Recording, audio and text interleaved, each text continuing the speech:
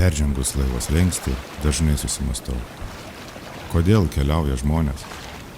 Matyt visi dėl skirtingų priežasčių. Vieniems tai būdas išplėsti asmeninio gyvenimo ribas, pažinti pasaulį. Kitiems tai atostogų ar laisvalaikio praleidimo būdas. Galimybė pasiblaškyti ir pamiršti kasdieninio gyvenimo rūpesčius. Tikriausiai yra ir tokių, kuriems kelionės tai puikia proga pabūti su artimais žmonėmis, o gal pabėgti nuo jų. O gal žmonės bėga nuo savęs, bėga nuo nelaimių ar širdgėlos. O gal keliauja ieškodami laimės? Kodėl keliauja žmonės?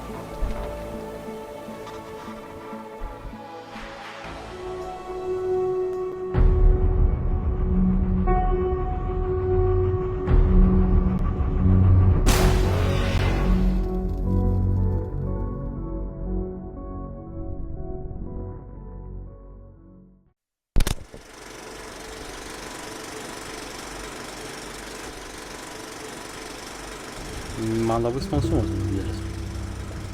Visiškai buvo nežinomas procesas, būdas keliavimo, kompanija keliavimo. Tai man didžiulis smalsumas buvo. Ką pamatysim, ko nepamatysi, patirsi, nepatirsi. Per Italiją graži šalis, matyta, bet smalsumas dėl pačio keliavimo būdo labai buvo. Tai čia gerai prasme smalsumas. Esam kažkiek keliavę, visi buvo sumažėjęs, nes tos kelionės. Ir jokiam visos salos vienodos, o čia buvo tas toksai pirmykštis vaikiškas smalsumas. Kažkas naujo.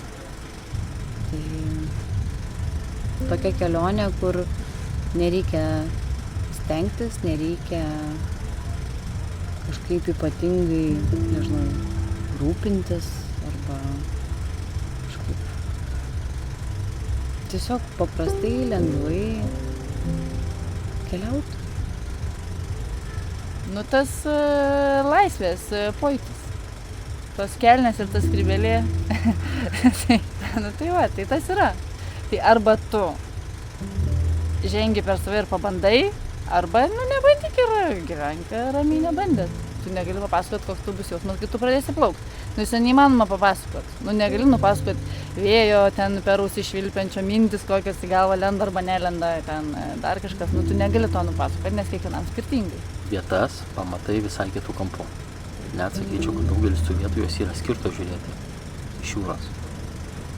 Beveik visi miestai yra gražiausi iš jūros. Didžiąja dalim jo. Kai šiaip keliauja sausuma, reikės į viešbutį su vaizdu į jūrą. Čia geriausia, ką gali. Su vaizdu į jūrą, dar jeigu per kitą langą matai vaizdą į miestą ir visą kitą, tai čia geriausias gali būti vaizdas. Tą vaizdą mes turėjom visą laiką. Pirmą liniją visą turėjom jo, tai daug matau tų privalumų. Irgi manau, kad dar visą susidėlios,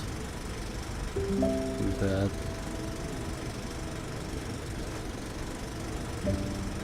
man tiko tas keliavimo būdas, man patiko. Šitam laive turėjom patį geriausią kapitoną. Kaip tas teisingų sprendimų kapitonas. Sakau, kiek praranda žmonės žavesio, jeigu jie nori tik į marinas atplaukti kiekvieną kartą. Nes tai yra gal ir kažkiek patogiau, nors aš nemačiau, kur buvo nepatogu prieš tai. Bet tai yra daug didesnis žavesys stovėti įlankoje su inkaru, negu į mariną atplaukti. Čia va, jų mačiau. Už visą tą atmosferą, nes jūs ją kuriat. Jūs esat, mes čimodanai atėjom.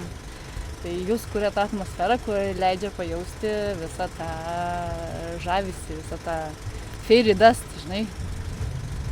Man atrodo, kad ta kelionė tokia, draugystės kelionė. Šiaip jau mes esam tokiam, amžių, kai draugai nebeatsiranda, dažnai nauji draugai.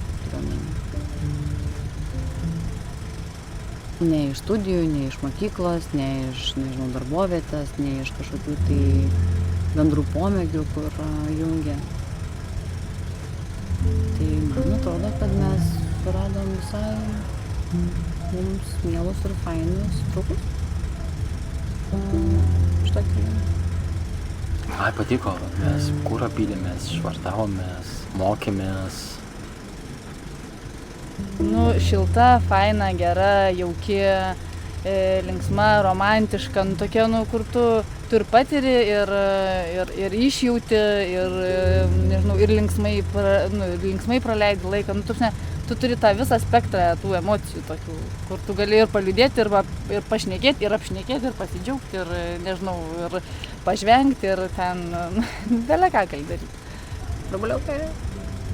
Nu taip, tai kai tu supranti, kad iš žemės gelmių, iš kažkur tai yra properšos ir ten kyla beproto karštas, nu ką žinau, garas, kas tai gyvas ugnikalnis, nu, tu ten maudaisi, nardai ir tu gali pasižiūrėti. Nu, ta prasme.